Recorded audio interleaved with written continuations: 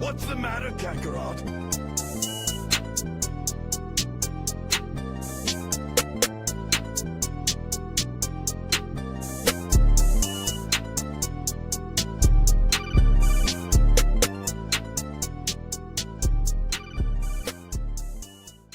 Hello, everybody. Good morning, and welcome back to another Sunday morning here at the Blurred Church of Anime.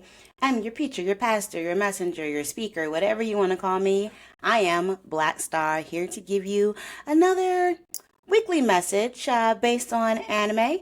I think I mentioned this in social media, but this week our topic was going to be based on Demon Slayer. But do not worry, if you did not watch the movie, I am not spoiling the movie at all. I just think we're going to talk a bit about what Demon Slayer does really well, and some topics that have been coming up a lot in the past week and a half or 2 weeks. So, again, before we get into all that, I just want to say I hope you had an amazing week. If you did have an amazing week, that is wonderful. I hope you were able to sleep and drink water and stay hydrated and eat the good things and have fun and do fun things. I did. But if you didn't have a great week last week, we're worried about this week. We know this week is going to be better, that you're going to get opportunities to do a lot more stuff, the thing that you're waiting on, the thing that you are pushing towards, the seeds that you've sown are going to come out this week. I really truly hope and believe that for you, because we're always looking for the future of all the good things that are going to happen. So part of the good things that are happening is just that, well, maybe not good things, a little sad thing is, a lot of the animes from this season are finishing up, and I'm like freaking out and so sad, because I really, really enjoyed this season. There were a lot of animes that I really, really liked, and watching those last episodes this week have been hard. But, it's okay, because a new season's going to start for the fall, and we got a lot to look forward to. So I'll put that out there. Um, yeah. So, Demon Slayer. What do I want to say about Demon Slayer? If you read the title of this, you kind of know where we're going. Um, First off, I want to say I don't have any Demon Slayer swag. When I went to go see the movie, I was like, I have a T-shirt, I have some pants, I have a headband, I have something, and I don't. Apparently, everything I think was Demon Slayer swag that I had was apparently My Hero Academia. I conflate the two things because they both have cinnamon roll protagonists, and they are just love. I just want to hug them and say it's going to be okay, baby. So if you don't know about Demon Slayer, which is fine, not everybody is on the most popular things, the top three of the seasons of animes right now, but it's basically a story, a brother and sister story, I like to say, of the best cinnamon roll protagonist, Tanjiro, who is the oldest of several siblings. I don't think I remember how many. I feel like he had like seven. And his father is dead. He's taking care of his family and his mother. And one night, when he is delayed because of storms and snow from like selling firewood, he comes home and finds that his entire family has been slaughtered by demons. Because this is a feudal Japan type where like demons run wild.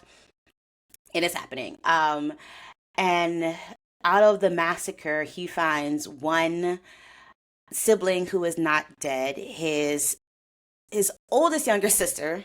So she's younger than Tanjiro, but she's the oldest sister, Nezuko, and she's not dead because she got turned into a demon. And Tanjiro, being the best, just the sweetheart that he is trying to find a way to save his sister. He's hoping there's a way to turn her back from a demon, which is kind of unheard of. Some of the lore behind Demon Slayer is that there's one demon. He looks like Michael Jackson, so you may have seen all the memes about Demon Slayer trying to fight Michael Jackson. I mean, nah, he does. Not gonna even lie. But like, yes, the main demon, his blood is what changes, turns humans into demons. So he's been creating demons for like hundreds of years. And the Demon Slayer core was created to one, stop him, and then stop all the demons he has created. And he has, his, elite group of demons who all have like numbers, which is like his advanced guard of demons. They are really tough to beat. And then the Demon Slayer side, there's a Hashira. There are different Hashiras, who are considered some of the strongest, and you kind of move up the ranks to get to Hashira level. So we're watching Tanjiro, like, one, try to protect his sister, who is a demon, and go into the demon slaying world as a mean to find a way to turn her back into a human, which again is unheard of in this universe. Um, and him fighting all these crazy demons. It's such a beautiful anime. The fight styles, the sword arts are just so wonderful. It's one of the few animes where I can't read the manga because I enjoy the animation so much. Like I start reading and I see a fight. I'm like, this looks so much better on TV. I gotta just watch it. But yeah, it's a really great. And Tanjiro is such a great protagonist. He is such a wonderful human being, even though he's in this bloody and deadly world. He's such a tryhard. He's very much so. Like I said, I conflate him a lot with My Hero Academia. But he's a lot like Deku, and it's like that pure-hearted way. And like him being the older brother, trying to he couldn't protect all of his siblings, but Nezuko's the last that he has. He's trying to protect her. And there's a couple of other side characters that are amazing. He tends to be like in a little trio of these two other demon slayers you meet on Zangetsu, who I am not always the biggest fan of. He's considered a coward. And then you have my best boy. I love my best boy. You might have seen him. He has like the pig head on top of him. Y'all, like then you see this, then you see what he has on the inside. It's lovely. But one thing, and I think the movie did bring this up for me, which is why I just really want to talk about it this week, is the series itself, and probably the manga and the anime does a really, really good job of getting you a chance to get to know the characters. And not just the protagonist, not just the Hashira, but also the demons. And I think that is really, really important. Oh, I'm sorry. I did this rare thing where I didn't talk about my best boy's name. Inosuke. Inosuke is my best boy. Sorry. He's the one with the boar's head. We just edit that back in there. But anyway, so back to the point is that they do a really, really good job of giving you the backstories of not just the demon slayers or whoever Tanjiro is working with at the time, but also of the demons themselves, which is kind of crazy. Like, demons are terrifying. They are these kind of immortal beings, typically made from humans, sometimes by choice, sometimes not by choice. It's definitely in the case of Nezuko that we know of. And they prey on humans. They literally eat humans. Like that is their primary goal, is to kill and eat and prey on humans. And humans do not have the capacity to fight them. That's where the Demon Slayer Corps comes in. Like they have the specialized swords that are made by the swordsmiths, who make special swords that can like chop off a demon's head, which is the only way you can kill a demon, or get it under sunlight, because we have like vampire rules happening with these demons. So like sunlight can also kill them, and it's really, really terrifying when you see the forms of the demons and what they do, and like just the maliciousness of it. But there's been a couple of storylines where we get to know the backstories of the demons, and it really made me start thinking about empathy, sympathy, but still accountability. And part of it is like the things that have been going on in the world, or at least in America, about empathy. Someone once said, empathy is a liberal hoax. It's, something that was created in wokeness. And that person preferred sympathy rather than empathy. And I was raised the opposite way. Like, sympathy and empathy, I think we can all agree, are two different things. Because sympathy is a feeling, care, and understanding for someone's trouble, typically from a distance. Is like, oh, I have sympathy for that person. Oh, that seems like it's a really hard thing. And a lot of times sympathy can come off as a point of pity. I pity that this person has to go through this. I pity what this has to happen. And it comes from, again, that distance kind of can make you seem like you're better than, where empathy is the ability to understand and share another person's feelings, and can sometimes like experiencing emotions if they were own, like you really get into the headspace of the person or the people or whatever is happening with them. I really think that a lot, I mean, I think both things can be used in good ways. I think both things can be used in bad ways. Um, and I think one thing is, trying to decide when you have sympathy for something, can you have empathy towards it? Can you have both? Um, I think empathy is like a skill, and Brene Brown kind of says this as well, um, that we are able to like really understand people, and then it helps people feel understood and loved and accepted, and can sometimes help people feel more belonged instead of sympathy.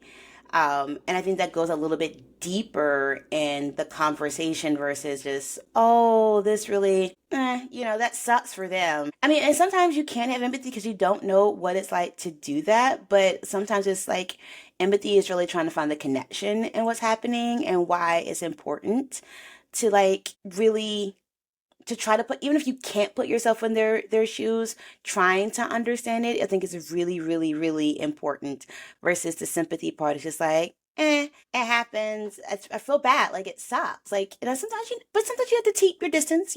There's a lot of empathetic people out there that sometimes need to keep their distance because you could take on a lot of other issues and a lot of other emotions that are not yours to have to take on. It can get to be too much, which is true. But yeah, I think we see a lot in like Tanjiro. Empathy, sympathy, but still holding people accountable. So let me get into that. Again, no spoilers from the movies, just a couple of thoughts. I think this is like building on what the series already does, and but I will be spoiling, first couple of seasons, maybe up to the what is it, the red light district art. I really love that art, and it's not just because I love the sound of Hashira. Like, that is the baby, that is the love of my life, but it is fine. Okay, so let's talk about what Tanjiro does and how he moves in the world. So Tanjiro, not just being the oldest son, somebody who feels like he has a lot of responsibilities, helping his father take care of his family, doing all these things, gets thrown into the situation that is like terrible. His family slaughtered, his sister turned into a demon, and he's really just trying to find help. And because he lived a very isolated life outside, his family lives a little bit away. When he needs help the most, he bets upon a Hashira who is trying to kill his sister because she's a demon, and that's what demon slayers do. They kill demons. There's very few good demons. Like, demons are categorically bad, although we do meet pretty early on to good demons. And I think this kind of to help sell it to you that, Nezuko can be a good demon if she stays as a demon. Um, and it is through his guilt of his family dying, but also the love for his family, he's going to do whatever it takes to save his sister, even join this very like deadly and bloody world. Like, he's not a swordsman. He is not someone who typically fight demons. He didn't even fight this demon that came and slaughtered his family. He wasn't there. Um, but he wants to do whatever he can and work as hard as he can. And you really do see his growth. This is a very, again, another Deku moment, especially for first season, of him going through and trying to work, to do the skills and give to people who promised that they would help him take care of Nezuko. There is like this back and forth of like, I need this done. They're like, well, you need to become a demon slayer to get access to this. And he's like, I will do what I need to do to become a demon slayer to get access. And I will protect other people from demons. And like, he knows demons slaughter people, like his whole family. And he doesn't have qualms about that per se, because, he has this driving motivation and this love for his sister. And then the other demon slayers he meets along the way. That includes, my big boy, Inosuke. That, of course, includes Ngetsu. And like, he meets other slayers, other people who are trying out to be demon slayers along the way too. And he does care about them. He cares about whether or not they pass the test. He cares about if they're injured. Um, and then he cares even about dead kids who have taken the test and didn't survive. Like, he is definitely someone who we see in his world is very caring overall. I think he's also very empathetic. He can smell emotions. He um tries I think a lot of time to see the best in people. And so I don't see that pity is something that comes across a, a lot. And it's very different sometimes than what you see from the demons, because the way they talk about humans and talk about changing other people, there's a place of like superiority where they kind of pity the human condition. I think the first time I really was like, no, Tanjiro is such a good boy. Like he is one of the kindest, deadliest people you meet is when they are fighting against the spider demons. And there's just one particular scene. So they're in this forest. Demon slayers are getting swamped left and right. Like the spider family has been taking them, and it is kind of really really scary. And a lot of demon slayers are being controlled and fighting each other, and they're dying. He is fighting him, and Nosuke and Zangetsu are some of the few demon slayers among the whole core of people who get sent out to this forest are actually fighting the demons. And he comes and he's, already been slashing a few demons, already have a couple of kills under his belt. And then he gets to the mother of the spider family, and she is doing some ruthless stuff. Like she is over here. But he notices something about her. Is that like she has intense fear of the father spider and the main like son spider, Rui. And she's been abused as even as a demon. Like in this spider family she's abused, and she decides that she kind of wants to embrace death. um and like there's this moment where Tanjiro's in the moment of cutting her head off. Like he has a sword, the water power is coming, and he switches his stance from one that is about punitive, like I'm going to kill this demon, to one that's about mercy. Because I think he sees in her final moments, like, and you could argue it's pity for her and her situation, but I think it's because of who we knew Tanjiro to be, more empathy around, oh, ooh, and she's embracing that she's not fighting back in the same way because she doesn't want to live on. And like in the way the anime and the manga does it, like they tell you kind of in her final moment, she seems to have like regained some of her feelings and the memories of her time as a human. And because Tanjiro was kind to her, and like the way he decided to kill her, she gives him warnings about um the 12 Kizukis that are on the mountain, and she wishes for him to be careful. And that moment, that empathy towards, like, yes, she's done terrible things. She has hurt so many of the other demon slayers. She's been manipulating them. She's been part of, like, she's probably killed hundreds of humans across the way. But Tanjiro, in that moment, showing kindness, revealed her showing kindness back to him.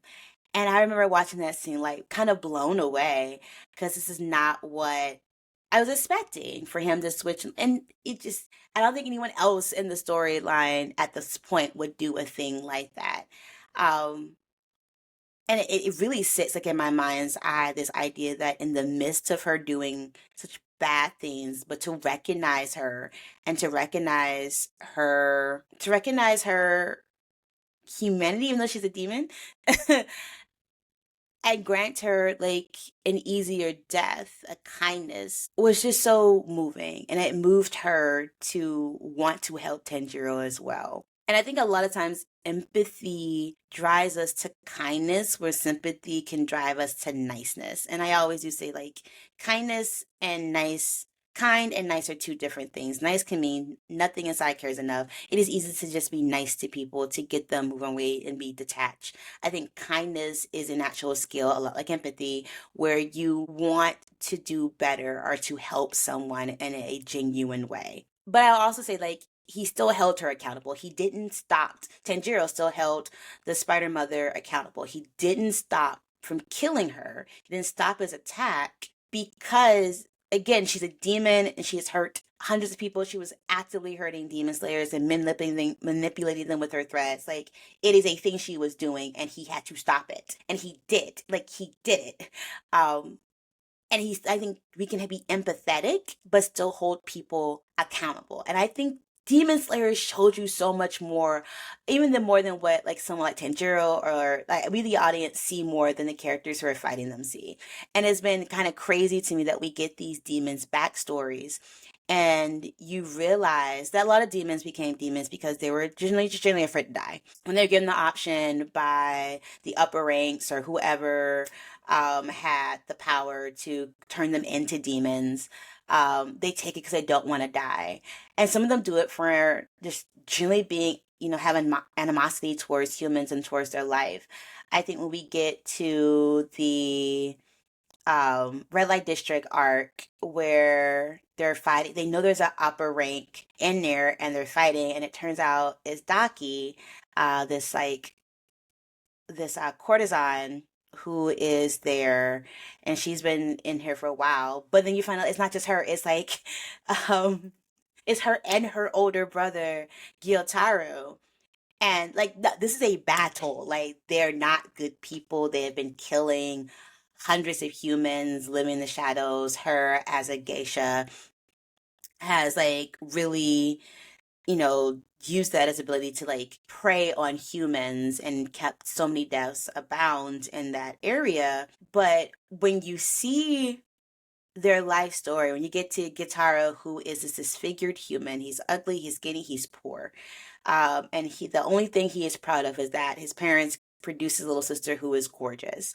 And he will do whatever it takes to make sure that she gets the best food. They are poor, he is stinky, he is ugly, but he's gonna steal so she can eat. He knows that he's not doing it either because she can get him out of poverty. He's doing it because she deserves as being this beautiful girl. And he becomes like this older brother. And along the way, Tanjiro is like responsible for his siblings, and like you kind of see as a parallel between like he's doing for Nezuko. Although like he's always protecting Nezuko, but Nezuko is also protecting him. Let's like act like little sis as demon form don't rot somewhere else and like be coming through clutch in the last minute.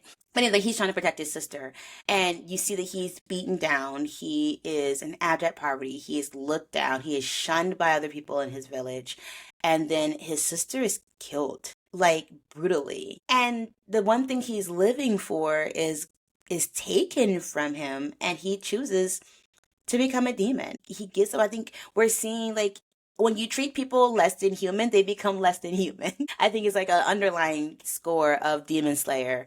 We get to know why people become demons. Not all. Again, there's definitely exceptions to this rule. A lot of the stories, the backstories they dig back really deeply into it are people who, were cast out and were hated and were a lot. Poverty is an ongoing theme of people who could barely do their best, and then they find a little piece of hope, whether it's from connections or family or, a community, and then it's wiped away from them. And then when given the chance to take revenge, their hatred is like, yeah, F humans, they took everything from me. Have been powerless for so long. I am just going to do this. I will give my soul to the devil essentially and create havoc and live for hundreds of years and feast. And I mean, and I think the way we can be empathetic towards their plight, especially like with Gyataro and Daki. Even her last moment, she is screaming for her brother. She's being mean to him too, but he's like, as the big brother, he's like, no, it is my responsibility. And he's like, I just wish I let you go to heaven. I can just go to hell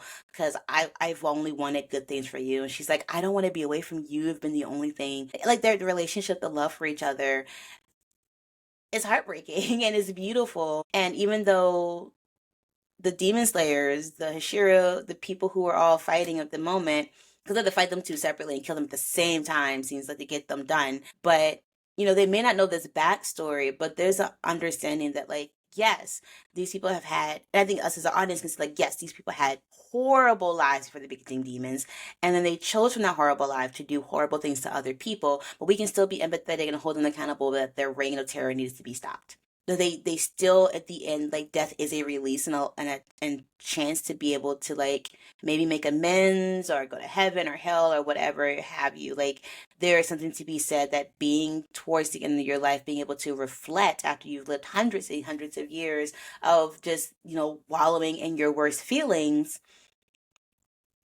is holding people responsible. I think people think that empathy sometimes means that you just let people get away with anything. That you're like, oh, I understand why they did it, and that's fine. It's like, no, I understand why they did it. I understand the conditions that led them to this. I understand if there's systemic issues, if there's society issues. I understand like how this person is made into the soup that they've done, right? And we take that understanding and we still hold them accountable for what's happening. And this is where you get a little political, but then we try to figure out how do we stop it from happening to the next person. When I think back about North Carolina and the horrible stabbing death that happened to the poor Ukrainian young lady and the person who was having probably a mental health crisis when he made the decision and did this act, it was like, yes, you hold them accountable, but you also understand the systems in place that how he got to that spot. You can be empathetic towards their family. That is like we didn't know what to do with him. You can be empathetic a little bit to the system. It's like there's only so much we can put. But then you make the conversation to say, okay, then how do we stop this from happening to the next person? How do we help him? But also, how do we help to make sure that when people are in this kind of crisis, there are things in place to keep them from harming others and themselves? Because that is super important too. There's a lot to be said around being able to see someone's pain and see where all the structures come in place. And again, Demon Slayer talks a lot about people who are in an abject poverty and having their one piece of hope taken away in brutal ways by humans, by their own community, which fuels the anger. But they also talk about the demon slayers, the Hashira, and a lot of them, you know, had horrible past like Tanjiro, like their family slaughtered by demons, and them being the ones to be like, you know what I'm gonna do? I'm gonna take out all this frustration and make sure no one else's families. And they're the heroes because they're able to live out their hatred, their resolve for the tragedies that happen to them, and helping other people. I mean, and, you know, they are helping because not everybody can deal with demons in the same way that they have access to. But sometimes I look at people like the Win Hashira and I'd be like, Brett, you don't do this. You do this for the game. Like you do this for the game. You think of the Miss Hashira and his backstory, and it's like you know what else to do. Um, and not saying that they're bad people at all. Like there's a lot to be said, and even Tanjiro, where there's a lot to be said about you having some of the worst moments happen to you, and you choose to use that and like help other people and do better and do good, which is not the case of the people who get turned into demons or choose to become demons. A lot of times they choose to let their anger and hurt and hatred and hurt other people. Because we say all the time, hurt people hurt people. It is what it is. But then you can be empathetic towards why some people would choose that route. And then hold them accountable, be like, you have hurt people for hundreds of years.